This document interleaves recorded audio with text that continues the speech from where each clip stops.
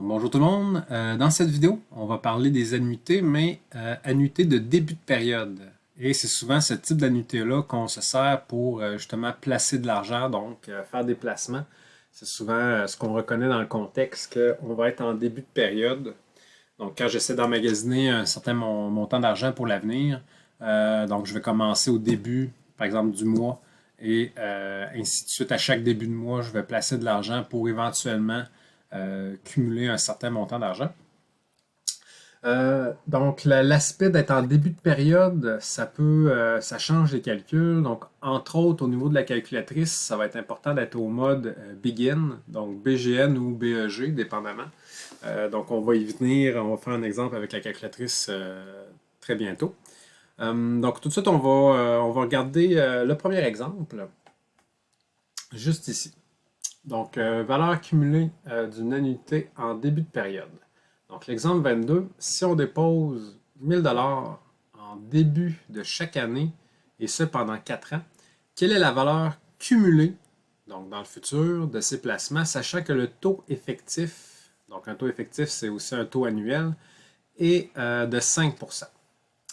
Donc, ça ici, si on regarde le petit schéma, ce que ça nous donne, donc, à chaque début, vous voyez qu'ici, dès le temps 0, on a déposé un 1000 et un autre 1000 à chaque début.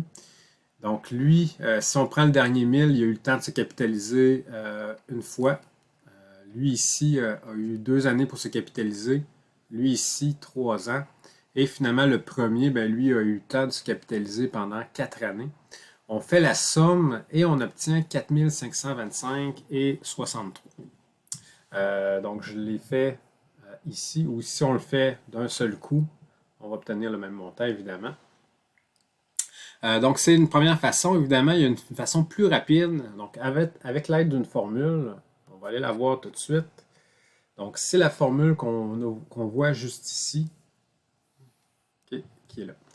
On va d'abord l'appliquer et je vais expliquer d'où est-ce qu'elle vient la formule. Elle n'est pas très éloignée de ce qu'on avait vu pour la valeur cumulée des annuités en fin de période. Il y a une petite différence. Donc ici, vous avez toute la formule qui est réécrite. Si on place les éléments, donc on avait un 1000 de paiement, on avait donc 0,05 comme I, qui était notre taux périodique mais annuel, qui est le taux effectif. Donc, c'est ici. Et pendant 4 ans. Donc, on a le 4 qui est ici. Et vous pourrez le tester. Ça nous donne le même montant que lui qui est ici.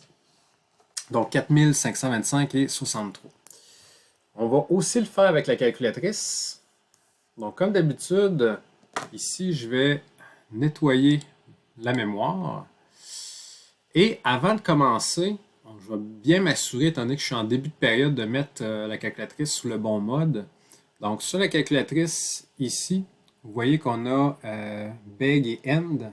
Donc, par défaut, ici, je suis à End, étant donné qu'il n'y a rien d'écrit. Je vais le mettre dans le bon mode, donc en début de période. Donc, vous voyez ici. Donc, je vois que ma calculatrice est maintenant sur le bon mode. Et là, je peux inscrire toutes mes valeurs que j'ai de besoin. Donc, le 1000 de paiement. 5% d'intérêt, donc c'est ici, pendant 4 années pour le N, et je vais calculer le future value. Donc c'est ici, et voilà.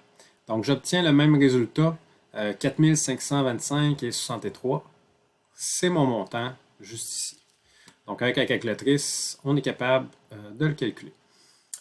Je vais revenir sur la formule qui est ici. Donc, c'est la formule pour les valeurs cumulées à partir d'un certain taux périodique, annuité composée et en début de période. Donc, c'est la partie importante. En début de période, si je compare cette formule-ci à elle qu'on avait vue plus haut, donc elle qu'on avait vue en fin de période, donc elle ici, c'est la même formule, sauf qu'il y a eu un facteur de plus. Il y a un facteur 1 plus I qui s'est rajouté. Donc, si je reviens ici, là, vous avez ce facteur-là qui s'est rajouté. La raison, c'est qu'on a une période de plus de capitalisation.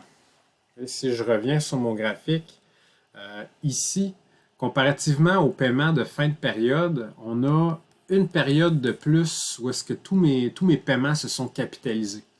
Donc ça explique la provenance du facteur 1 plus i qu'on a de plus que pour l'autre formule. Donc c'est important de bien distinguer les formules. Je vais vous fournir un aide-mémoire bientôt où est-ce elles vont tous être indiquées dessus. Mais bien comprendre que celle-ci, c'est vraiment pour les débuts de période. Donc, début et fin de période, c'est un élément super important à distinguer au niveau des annuités. Sinon, ça peut occasionner des erreurs assez importantes. Donc, ça terminait la première vidéo sur les annuités de début de période.